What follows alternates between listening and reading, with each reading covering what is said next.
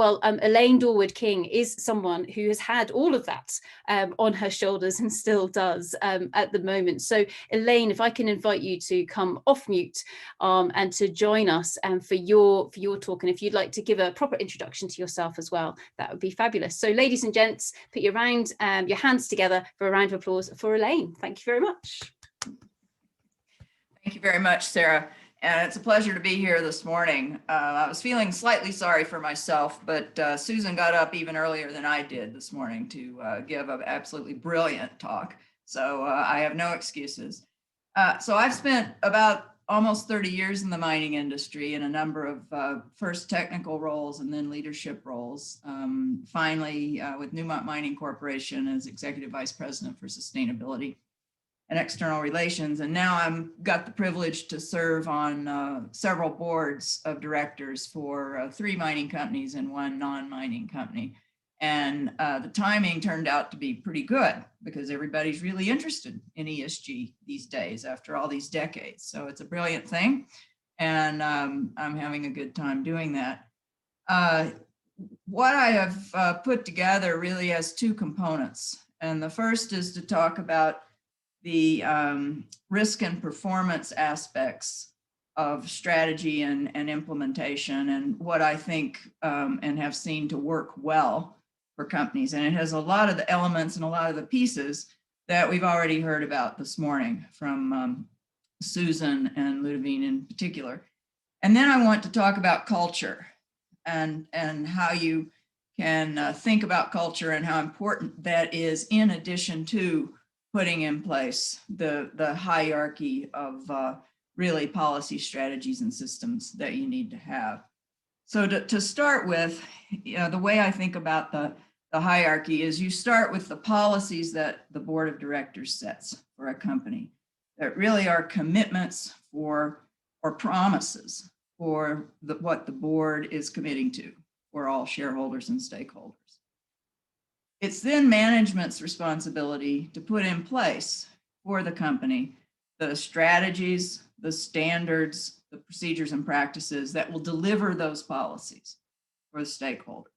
Strategies are important because they address those longer term risks that companies need to face, such as water management, such as biodiversity, such as the things that are not immediately addressed just by putting performance standards in place, that both from an impact on the ground and from a protection of the company point of view require deeper thinking and longer term objectives and goals.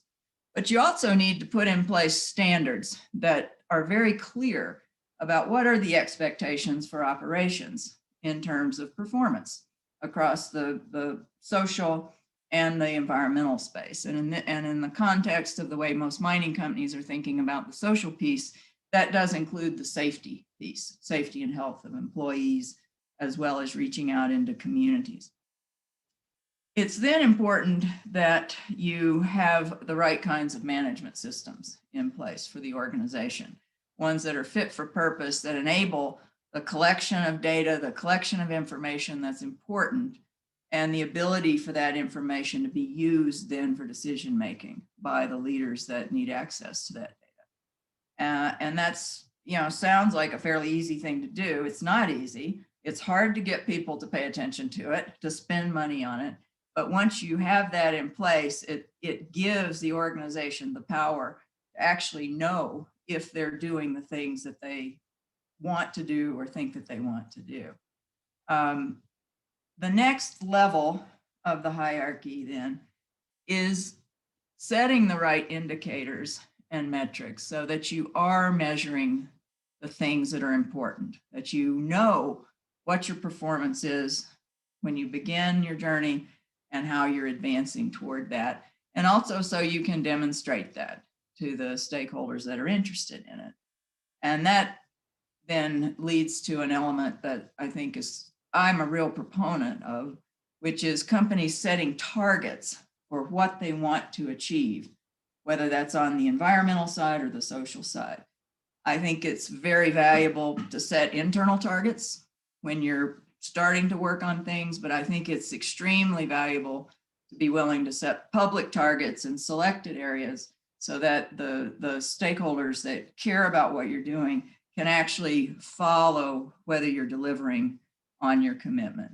And targets really do help drive performance, I believe. They're a communication tool and they help drive actual performance on the ground. And then finally, there's the reporting. There's disclosure and reporting on how you are doing.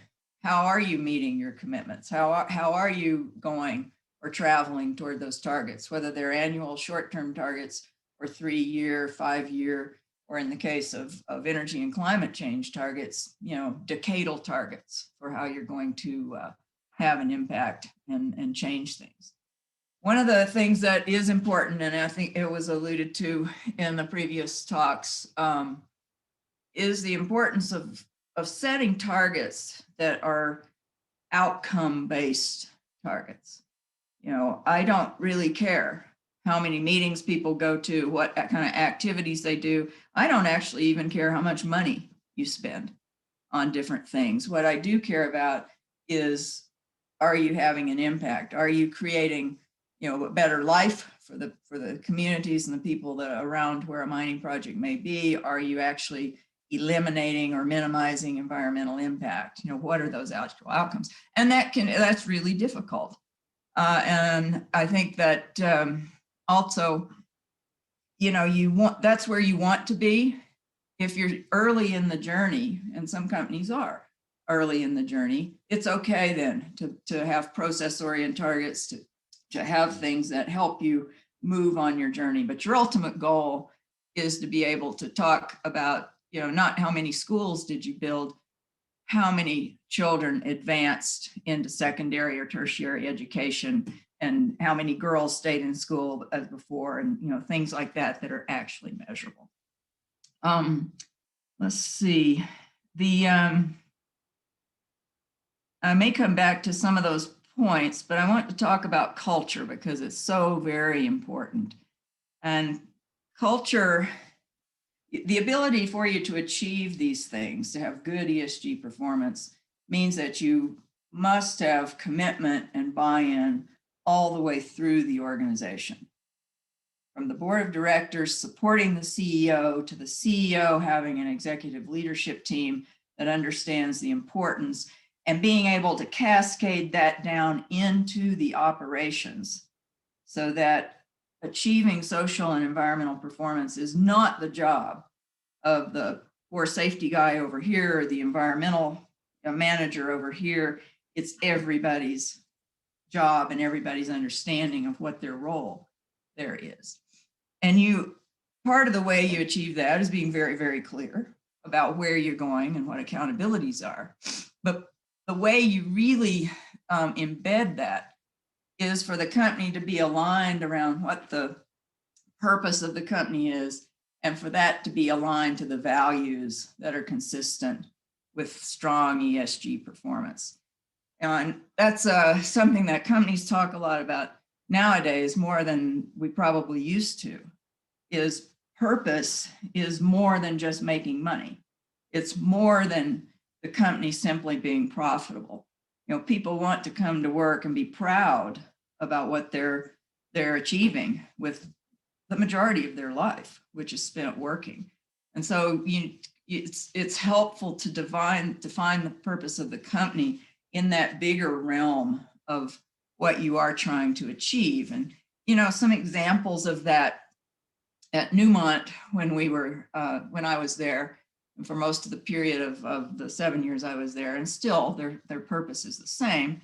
It was to create value and improve lives through responsible mining. And that was a purpose statement that we talked a lot about putting in place, because was it our purpose to improve lives? Well, yeah, we decided it actually was. And we talked about the purpose a lot. It wasn't just something that was up on a wall or in the ESG, buried on the internet in an ESG report.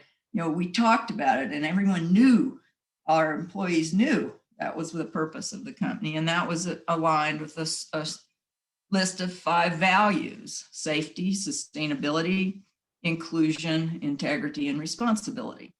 And those are pretty fundamental things, and lots of companies have values, but if you talk about those values all the time, they become things you don't think about. They're here. They're how you think about the way that you do business. And that's important because when a difficult situation arises, you want all the people in your organization to know what the right thing is to do, and not to have to think about it, and not to have to be told. And, if that's in place in the organization from the CEO on down, the likelihood of making a catastrophic mistake is lessened. It's not eliminated. People do make mistakes, but it's lessened. And there are other examples of companies that, are very articulate about their purpose, and everyone in the company knows it. And that then creates a culture where it's easier to have priority and give priority to your social and environmental agenda, because often that's very aligned to what the values of the company are. When everybody knows that safety comes before production, protecting the environment comes before production, looking after our community's interest and their rights comes before production, you're more likely to make the right decisions most of the time. And I want to just quickly touch on the one thing, and that is the resourcing piece. That companies need to have people in their organization that can provide leaders with the right advice and that are listened to. I don't think it's adequate to depend on consultants for all of your intellectual capacity in this area. But I also think it's completely achievable for companies of all sizes to achieve strong social and environmental performance. You focus on the things that are material to you. If you're a very small company, that's going to be a small basket of things that are truly important for you to measure, monitor, and drive performance on. If you're a bigger company, it's going to be a bigger basket, and you resource that appropriately. But it's not just the big players in the industries that can achieve a strong social and environmental ethic and performance. I believe everybody can do it. And the data are increasingly strong that if you do excel and have those commitments in place and deliver on that, you're going to deliver stronger financial results and deliver, more value to all of your stakeholders, including your shareholders, over time. So I am going to stop, Sarah. Hopefully we left a few minutes for some questions. Brilliant. Thank you so much for that, Elaine. Ladies and gents, please put your hands together. So massive thank you for the fabulous Elaine. So with that, Elaine, that's really good clapping there, Paul. Thank you for that. Great. So with that, Elaine, you finished off there with actually by getting this right, or even just a little bit right, we see the tangible success really coming through on the financial side. It's not just the right thing to do, actually that reward tends to come through as well. Do you see ESG and sustainability, if we come onto the strategic side of things, actually there being a massive opportunity for the mining sector here in the long term by getting this right, rather than just perhaps trying to reduce the potential negative impacts that the mining industry might have on things like the environment? So, I mean, can you provide any examples where you see that tangible upside on the financial side by getting the ESG correct, if that makes sense? Well, I think you could, there are so many levels where it's an opportunity more than a threat. Risk is threat and opportunity.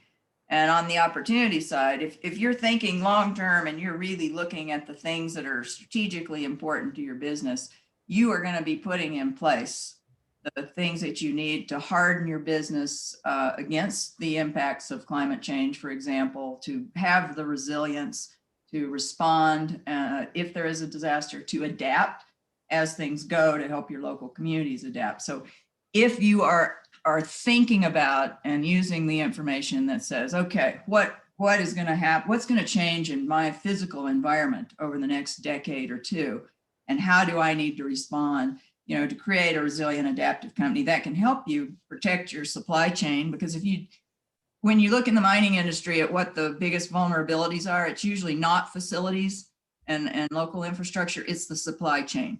Can you get your inputs in that you need, and can you get your products out?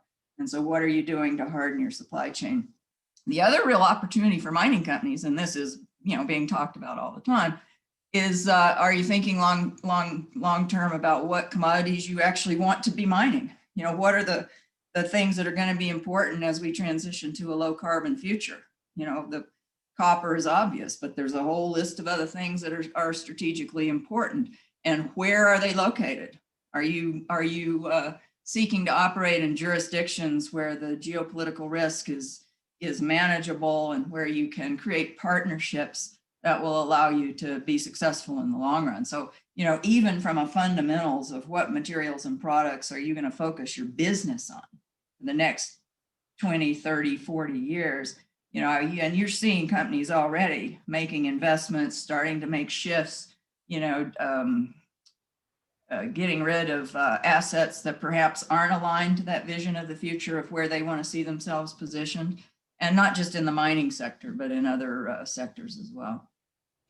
So I guess what I'm hearing there, and Susan made the point very clearly as well, of almost like the earlier in terms of that mining value chain that you think about all of this, or at least incorporate ESG into what is it that you want to do, what's your purpose, what's your strategy, then you're setting yourself up for success in the long run, rather than doing it almost retrospectively with, okay, I've now got a mine here, how do we make the best of this? Would that be fair to say? Absolutely. I would be, hopefully every mine that we build from zero, that we build from scratch these days, is going to have a small footprint. It's going to be essentially zero discharge. We're going to manage our waste in a way that's intelligent. We're going to minimize the amount of waste we generate. We're going to minimize the inputs that we use in terms of water and energy and other things. We're going to, mines are already very technological, and, we try to automate where we can, from a safety point of view, as well as a cost point of view, but, being smart about our use of technology as well. Those are all opportunities that, you embed into your business strategy, and that helps you be successful then in the long run. Brilliant. Thank you so much for that, Elaine. And especially that list almost of, okay, what should these mines going into the future actually look like? And actually a competition that we are launching today at the end is, last year we asked everybody to submit drawings, be them done by yourselves or by children or various relations of what do you think a mine looks like. This year, we're asking a similar question with a key difference. What do you think a responsible mine looks like? It might look exactly the same, or actually that mine of the future, or that responsible mine, may look very, very different. And I think what we've just heard there from Elaine are some of those ideas that would hopefully be incorporated with that. So Elaine, again, there are lots of questions coming in for you on the Q&A. I've only been able to ask you a couple of them, but ladies and gents, a massive round of applause for the fantastic Elaine. Thank you very, very much. Brilliant.